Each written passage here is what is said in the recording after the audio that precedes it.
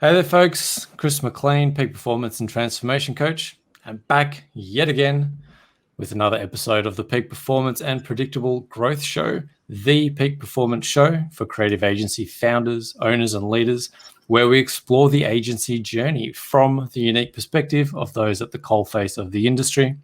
And my guests help unlock and dissect strategies, tools, and tactics that are working right now in the trenches to help you grow your business, deliver better results for your clients, and hit that 6-7 figure and beyond mark. And it's my pleasure to welcome on the show today James Smith from Bright Idea Marketing. And Bright Idea help insurance agents grow their businesses by building and running effective Facebook ads. James, super interested to hear all about the insurance game and how you help with running FB ads. So welcome on the show. Great to have you here. Thanks for dropping by. Excited to be here. Fantastic. So take us interested to hear about how you sort of got into the insurance agents niche particularly, but sort of take us back to why you started the business, when you started the business, how you got into did the insurance thing come first or did the Facebook ads come first? How did you kick off? Yeah, absolutely. So a lot of this started about 10 years ago. As a kid, I always wanted to get into entrepreneurship and, own a business. And, as a kid, I sold candy. I sold, every type of thing you could imagine. So I've always been interested in business. About 10 years ago, though, I started learning about web development and I started building out websites for people. And I got quite a few clients coming in and just through networking locally. What happened, though, I realized over time was the second that I finished building a website for them, they would disappear. And I thought, okay, now I got to find another person. And I realized at that point that I had a marketing issue and my business was not going to be able to scale or survive, much less thrive without proper advertising. So that kind of started it out there. All right. So I can stop there for a moment and keep going further if you want, but. That's interesting. I love a business that's built off a personal challenge or a problem that you face. I think that's where a lot of, particularly sort of marketing and agency businesses start, is there solving a problem for themselves, right? Like you said, you started out as an entrepreneur and you're kind of just feeling your way and doing your own thing, encountered a challenge and went, oh shit, now I need to learn something else. And then, So obviously you lent into sort of Facebook ads and were you fully self-taught? So how did you pick up Facebook ads and why did you choose to focus on Facebook over, say, LinkedIn or Instagram or YouTube or sort of other platforms? Yeah, for sure. So when I started in Facebook advertising, it really came out of necessity, like you said. The reason I chose Facebook is I realized there's a lot of platforms out there that you could learn. And I realized that if you can specialize and become an expert in a certain platform, especially one that's fast growing, just like Facebook, then you can really carve out a niche for your industry. As a result, you can charge better prices. You can become the expert at that one thing. So that's what I decided to do is to focus on that one thing. Facebook happened to be around at the time. It was very early stages of Facebook just kind of building up and getting the platform started. So it was very expensive at the time. So it was very easy to kind of get into it. So those are kind of the reasons. And the rest is history from there. Yeah. It's interesting you talk about Facebook just getting going. Yeah. People don't realize Facebook used to be a startup, right? A lot of people weren't on Facebook to begin with. You're talking a decade ago. It was still quite up and coming. Maybe that's an interesting thing to look at because I was also probably playing around with a bit of Facebook and that sort of thing at that same sort of time. How have you seen the platform change from those sort of burgeoning days a decade ago when people were just coming to the platform? Obviously, the demographic has shifted a lot. 20 years ago or 10 years ago, it was probably 20s, 20-somethings, 30-somethings. Now it's everybody.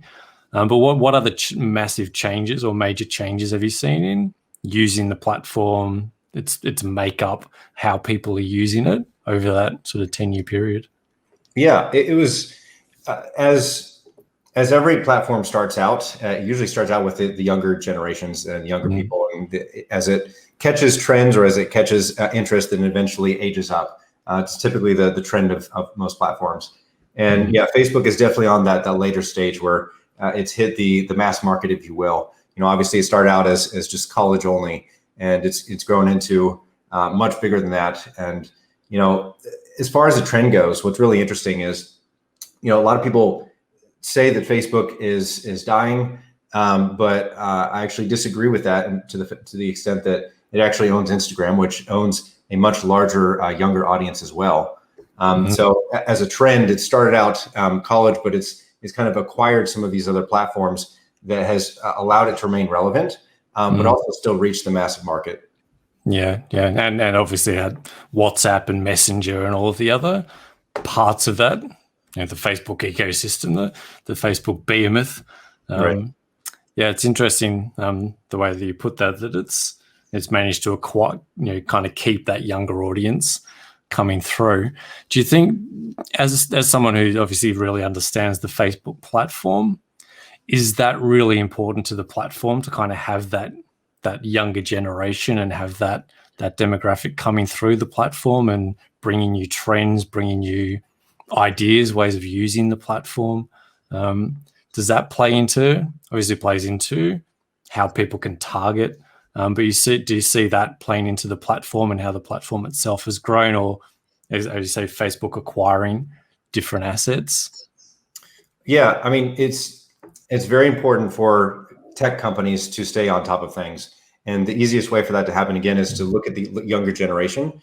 They typically have a lot of innovative ideas. They do the things that are just way off that the older generations don't think about or haven't seen. And yeah, it's good to keep the younger generations on the platform. But just like Facebook, I like to look at the platforms as different demographic segments. So, if you want to look at LinkedIn, for example, people don't go on LinkedIn just for fun. They're there for mainly business. It's kind of a business hangout. If you look at Pinterest, the demographics have changed there, but it started out with mainly women that are on the platform. So, depending on the business you're trying to advertise for, it really depends on what platform you want to be on. Facebook is kind of that catch-all, but yeah, it is important to look at Facebook as they continue to try to adapt and keeping that younger generation in play. I think that's super important, especially when you have TikTok and all these other platforms coming off. It's good to stay on top of that. Yeah, I think that's a really interesting piece for what's next for Facebook as a platform, right? Because short videos, Instagram Reels, YouTube Shorts, we're seeing these 30-second, 1 minute. Obviously, Facebook has its own version of that with stories. TikTok's really interesting because TikTok is kind of where Facebook was a decade ago. It's much more in that sort of younger generation. Do you see them building, or probably not acquiring TikTok, or building out something like a TikTok to engage that younger audience that just aren't? They see Facebook as an old kind of fuddy-duddy platform. Or is that generation more likely to use like the Messenger and the chat features and Instagram? Yeah, that's a good question. So what's interesting is now that we have the 7 to 10 big platforms, the YouTubes, the WhatsApps, the Instagrams, TikTok, all these, they're all able to kind of mirror off of each other, and every platform has their own version of the feature that they're trying to copy off of each other. And like you mentioned, Reels, what a great example of short videos. But if you look back a decade, there was a platform called Vine that had short videos already, right? Yeah. So a lot of this is adapting just the same ideas that have existed already, but just adapting it with a little bit different twist to make it a little more innovative. So yeah, they all share in wanting to find those new features. In the end, the big platforms, the best thing they can do is just look at what's out there and what's actually trending and work towards building out those feature set inside of their own native platforms. Yeah. And do you see, Interested to get your opinion on what you see kind of coming next. Obviously, right now, that short video, short attention span, 1 minute entertainment, just short pieces of content seems to be a major trend at the moment. Do you see that kind of continuing, or do you have any thoughts on what you think might be kind of the next play, or might be? I mean, obviously, we see kind of Clubhouse coming out now, which is a whole completely different format. I mean, zero video, no visual, purely more like it's bringing back dial-in radio, right? It's essentially a call-in radio platform. So kind of going back before social media. How do you see that playing into the Facebook and a Facebook audio platform? And can see they're sort of starting to try and get on that with their rooms. You can have messenger rooms, and a couple of the platforms are trying to Clubhouse it up a little bit. What do you see coming next? Either as a different platform, or something like a Facebook building out something like an audio chat or something like that? Yeah, no, that's a great question. And the way I see it is really when you have, Clubhouse is, like you said, audio is kind of like the radio. Really what we're seeing is everything is just a cycle. Everything that is happening today has already happened before. The ideas have already been generated. Kind of like what I'm talking about, like Vine 10 years ago. The audio only stuff that's been around, like you said, in radio format for 100 plus years. So a lot of the stuff, and if we zoom in a little bit on Facebook ads specifically as an idea, people always ask, okay, so should we have video for our ads, or should we have pictures? Well, the answer is actually both. Facebook for a long time, and they still continue to push for video because it tends to be more engaging. But what happens is there's a maximum point of value that comes from it. So at some point, people become desensitized by seeing the same type of thing. So when we see these new formats come out, like the Clubhouse, which is kind of like the radio, it's because people are tired of the old format because they've seen it for years and years. So bringing something that hasn't been seen in a long time that people have forgotten kind of makes it new, kind of makes it sounds new. And you'll see trends that go up and down like that. And I always go back and forth between ads of running video and pictures, because sometimes people are just tired of seeing a lot of moving pictures and just animations. It gets overstimulating. People get tired of it. So having pictures every once in a while can actually change that up and actually cause that noise reduction and just kind of break through that noise, if you will. Yeah, interesting. I think that's where advertising, to a degree, advertising and marketing is the same game it has been for, since Mad Men, right? for hundreds of years, if not thousands of years. If you go back to communication in general, essentially it's compelling somebody to do something. It comes back to just human to human conversation and communication, but you're just doing that to get somebody to take an action on something, which is essentially what advertising marketing is. Yeah, but it's interesting to see that ebb and flow of platforms over time, and sort of see. So we're flicking back to maybe I don't know what came. We'll go back to more print media. I mean, obviously print media has kind of died out, but copywriting as an art form seems to obviously that still works if you can write really compelling copy. Long form copy seems to really work still, and then maybe it is kind of what you're saying that obviously people have different. Some people like to read, some people like video, some people like images, and that's why they're on specific platforms. So I think, as you're saying, it's important to have a bit of all of that in your brand strategy.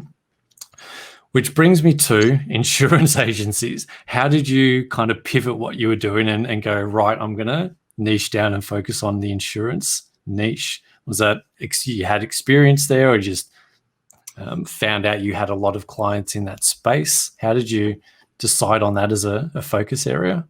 Yeah, so there's a couple of things that's important when it comes to running a business. And the first thing I always say is, have that one thing. There's actually a book that's titled The One Thing. And what's really important is to focus on one thing so you can do it really, really well. There's the common cliche that's jack of all trades, master of none. So I really understood the importance of niching down and getting into a specific industry. So about 3 or 4 years ago, I started getting into the insurance space. I was working with many different types of industries. When you decide to work with multiple industries and you work with one industry, move on to the next, you literally have to relearn everything about that new industry. And you not only hurt yourself in terms of being efficient, but the company that you're trying to help, you have to start over with them. So you have to create new learnings. So what I realized is when you can focus down into an industry and get really good at it, that is where the power comes. So about 3 years ago, I had a large IMO, which is a fancy term for an agency. We'll call it an insurance agency.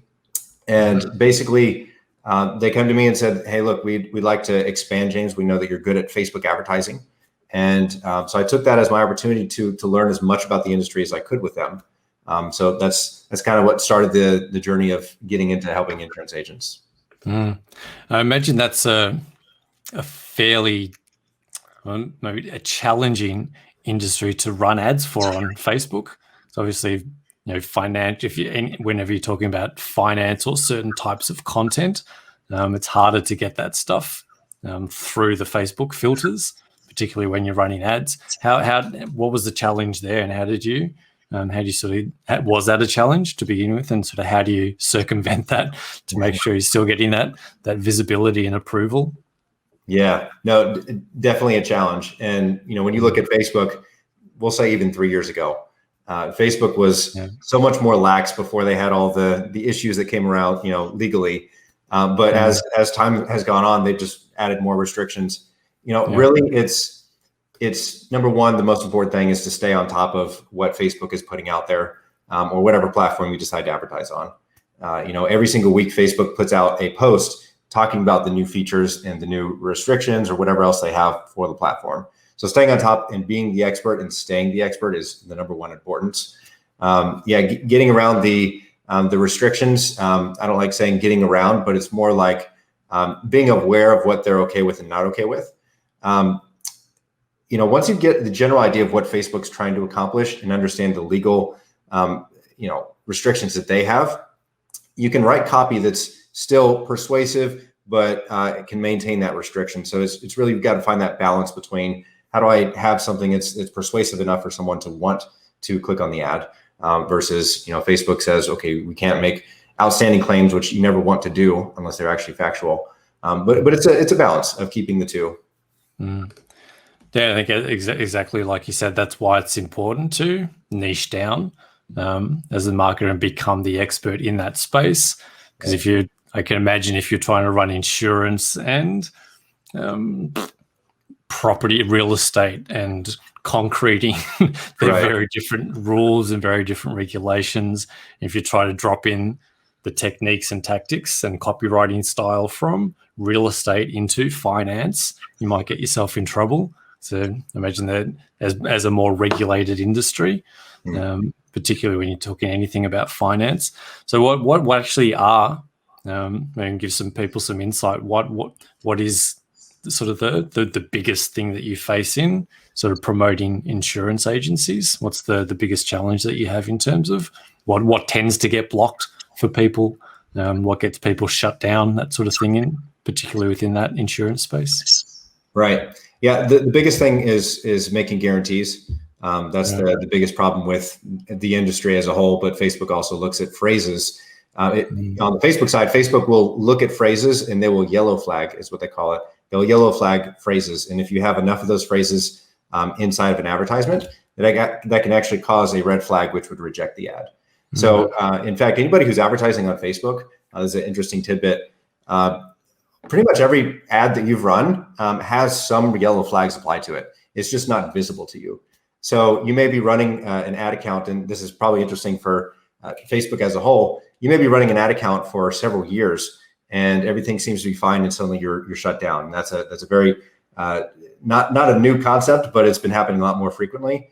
But it's probably because your ad has actually been yellow flagged multiple times, which is why you've been shut down. So being aware of those yellow flags and doing your best to avoid those, really helps a lot.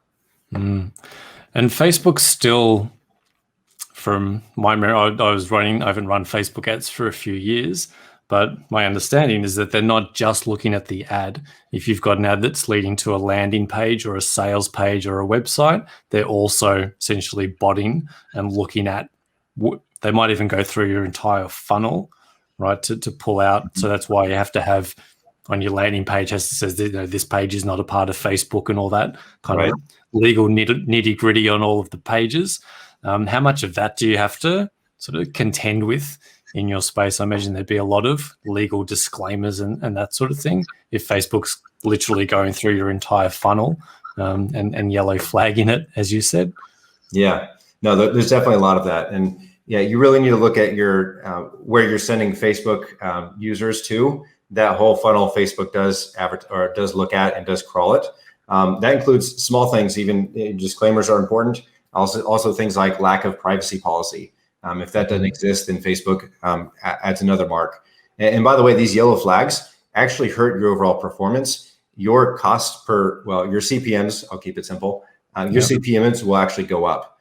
So if you had 2 ad accounts side by side and one had a few yellow flags and one did not, you're actually paying more for advertising because you've caused a little bit worse of an experience for the Facebook user. So there is a lot of things along the funnel that you have to be aware of. And you're correct. It's not just the ad. It's also the video content.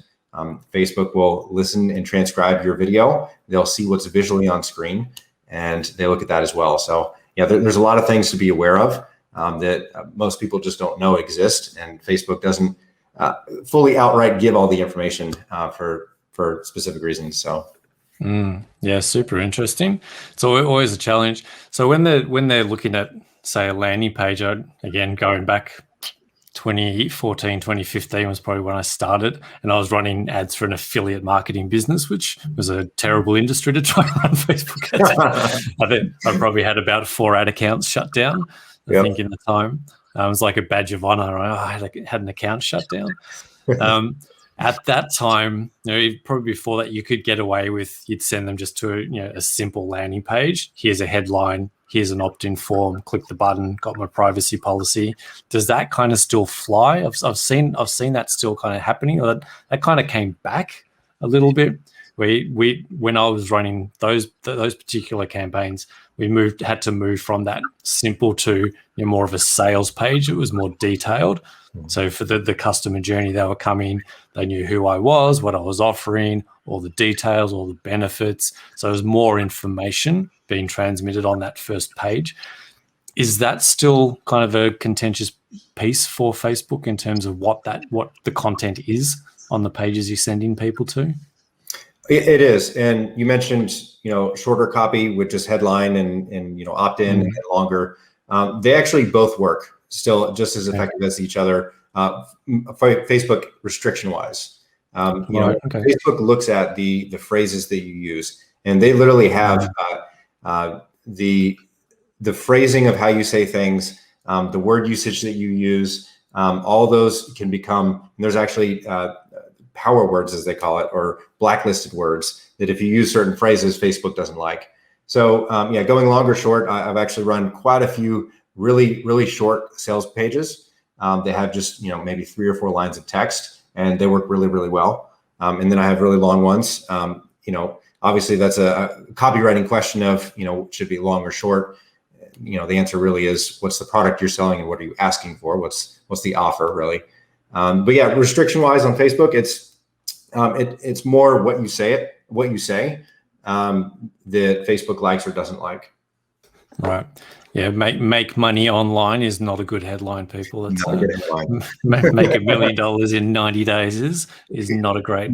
Not a fan. Yeah, they're not a fan. That'll get you kicked out pretty quickly. Yeah. Yeah, cool. Yeah, it's super interesting. I'd love that you've number one sort of niched down and focused and became that expert in the Facebook space, and then again pivoted and niched down in the specific person that you can help. Because hopefully people kind of get from the discussion we've had that it's really important to know what you're doing when you're running these sorts of campaigns for clients.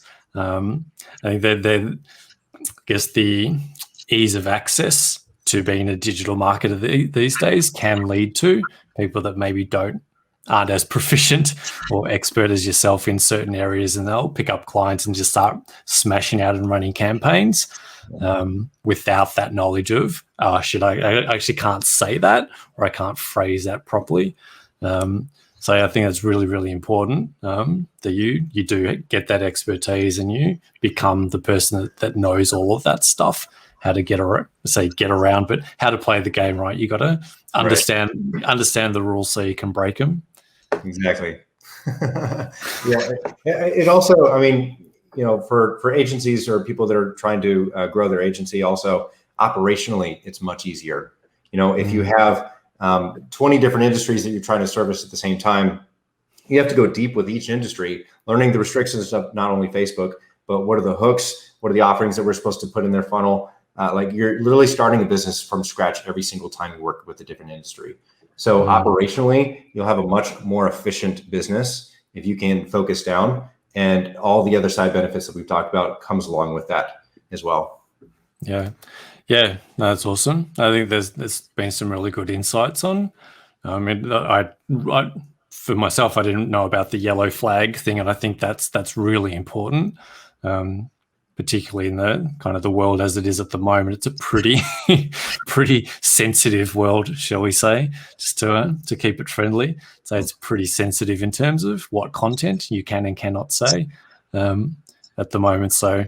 Yeah, you always hear stories of people just unexpectedly having their accounts shut down, and they think it's one campaign, right? I did one campaign and they shut me down for that one thing. But as you're saying, it's interesting that actually it tallies up in the background and you're unaware of it. Very, very interesting. And that you literally end up paying more money for your campaigns if you're not doing the right thing. Absolutely. Which is important for your clients, right? If you're going to service your clients better, you want to be getting that CPM down and all that kind of good stuff. That's right. Yeah, there's a lot involved with it. I mean, even like failed payments, that's a mark on your account because Facebook needs to get paid. Not having two-factor authentication enabled, you open the door to being hacked and running a lot of ad spend. Facebook doesn't like that, so they'll penalize you because you don't have it enabled. There's a lot of little things like that Facebook wants to provide a good experience, but they also don't want to get hurt. So the best way for you to do that is, to kind of follow those guidelines and be aware of those things. Yeah. Awesome. So understand the game, people. If you're going to go play, understand the game, understand the rules, and learn to play within the lines. Thanks for dropping by, James. Super interesting. Really, really good insights for people. Both people in the advertising space, people that are starting up. Really good insights on Facebook. If people want to get in touch with you, connect with you, learn more, work with you, there's a few details up on screen. What's the kind of the best place for people to come and find you? Yeah, if you want to hit us up on Facebook, facebook.com/Bright Idea Marketing. That's really the best method. Always by my DMs. It's always important to be there for your customer, or if somebody needs help, I'm always there. So that's the best way to connect with me. Awesome. So go do that. If you're interested in learning more about the game of Facebook ads, go reach out, hit up James. And if you're in the insurance game and you need an expert that knows what they're doing, James is the man. He can help you out, get those campaigns running within that insurance game. So, you're going to be getting the best returns because you've got someone who actually understands what they're doing. James, thanks so much for dropping by, and thanks everyone for tuning in. And if you are tuning in, where maybe you're tuning in on YouTube, maybe you're tuning in one of my Facebook groups, we are also all over the podcast universe. You can check us out on Spotify, Apple Podcast, Stitcher, Deezer, all that kind of good stuff. So, hey, if you're enjoying the show, feel free to drop a like, subscribe, and all that good stuff. As always, thanks for tuning in. James, appreciate your time. Thank you for dropping some really good insights with us here today. Appreciate your time. Thank you. I had a lot of fun. This was good. Pleasure. I say it always flies by. It's always fairly fast and furious. But I appreciate you dropping by, and thanks everyone for tuning in.